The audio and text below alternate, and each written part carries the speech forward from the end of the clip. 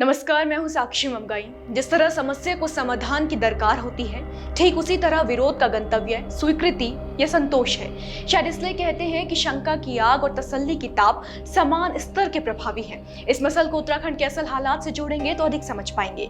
पहले राज्य के युवा धरने पर बैठ गए, उठाया गया तो प्रदर्शन करने बैठ गए। इसके आगे गिरफ्तारी ने तो विरोध को करतरी ही दे दी। क्षेत्र में लगी धारा भी बेरोजगारों का नारा मंद नहीं कर पाई। बात आगे बढ़ी। प्रदर्शनकारियों ने अपर मुख्य सचिव से मुलाकात की, मुख्यमंत्री से भी बात की, मांगे मानने तक की बात कही गई। एक तरीके से शोर से जोर तक और विवाद से बात तक सारे सिरे माप लिए गए। पर सवाल है कि इस पूरी हलचल का हल क्या निकला? क्या मुलाकातों का दौर मामले को और बढ़ाने से रोक पाया? जिस समस्या को उठाया गया, क्या उसे सुलझाया गया? आइए आज प्रदेश के साथ यही जानते हैं कि जब उत्तराखंड का युवा भर्ती धांधली से बिफरा, तब समाधान के नाम पर निकला तो क्या निकला। राज्य में भर्ती घोटालों की फहरिस्त में इजाफा हुआ तो युवाओं का सब्र बोल पड़ा। पहले भगवान को पत्र लिखे गए, फिर आयोगों के बाहर युवा सिर मुंडवाने लगे। कड़कड़ाती ठंड में ठगा महसूस कर रहे अभ्यर्थियों का आवेश राज्य ने देखा। युवाओं को झटके पर झटके मिल रहे थे। परीक्षाओं का रद्द होना, साक्षात्कार रोक लिया जाना, पेपर दोबारा आयोजित कराना और न जाने कितना कुछ। तमाम हालातों को देखते हुए बेरोजगारों ने मोर्चा खोल दिया और 8 फरवरी की रात गांधी पार्क में धरने पर बैठ गए। खबर मिली कि धरना दे रहे युवाओं को देर रात पुलिस ने बलपूर्वक उठा लिया। इसके बाद तो मानो धैर्य का ऐसे बांध टूटा कि हजारों की संख्या में बेरोजगार युवा सड़क पर गरज पड़े, जिन्हें शांत करने में पुलिस के हाथ पांव फूल गए।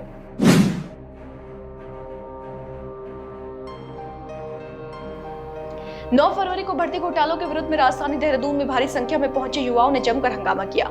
गांधी पार्क में धरना प्रदर्शन कर रहे युवाओं का आक्रोश कुछ ही देर में राजधानी की सड़कों पर दिखने लगा। सड़कें जाम कर ली गई। देखते ही देखते बेरोजगार संघ का प्रदर्शन उग्र हो चला और राज्य में देहरादून में हुई पत्थरबाजी और लाठीचार्ज सुर्खियां बनकर पूरे प्रदेश में तैरने लगी। इसमें एक खबर यह भी थी कि भीड़ को उत्तेजित कर उपद्रव कराने के आरोप में देहरादून पुलिस ने 13 मुख्य व्यक्तियों को मौके से गिरफ्तार भी किया। गिरफ्तार हुए व्यक्तियों में बेरोजगार संघ के अध्यक्ष बॉबी पवार भी शामिल थे। एक तो लाठीचार्ज, ऊपर से गिरफ्तारी। विरोध को और हवा मिली। पुलिस द्वारा की गई कार्रवाई के खिलाफ और सीबीआई जांच की मांग को लेकर अगले दिन छात्रों द्वारा कचहरी परिसर को छावनी में तब्दील कर दिया गया। वो भी तब जब पहले दिन के उपद्रव को देखते हुए देहरादून शहर में धारा 144 लागू की गई थी। यहां से शुरू हुआ मुलाकातों का दौर और हाँ, कुछ कड़े फैसलों का भी।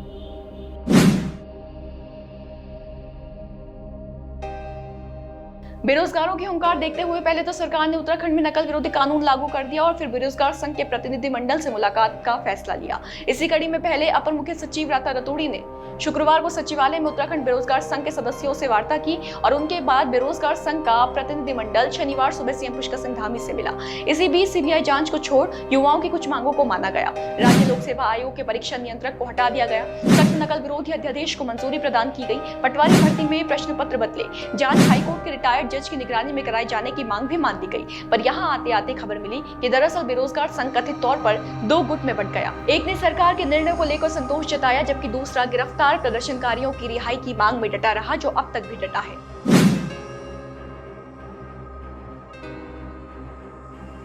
आपको बताएं कि भर्ती घोटालों की सीबीआई जांच कराने की मांग को लेकर बेरोजगार युवाओं का राजधानी में बुधवार को भी प्रदर्शन जारी रहा। बीते दिनों भी पुलिस और प्रशासन के कई बार समझाने के बावजूद भी धरना प्रदर्शन जारी रखा गया। मांग बॉबी पवार की रिहाई और सीबीआई जांच की थी। खैर, इसके चलते कईयों पर केस भी दर्ज किए गए हैं। हालांकि तमाम कार्रवाई के बावजूद कुछ युवा टस से मस नहीं हुए। यहाँ पर फिर वही सवाल खड़ा होता है कि इतनी हलचल का हल क्या निकला।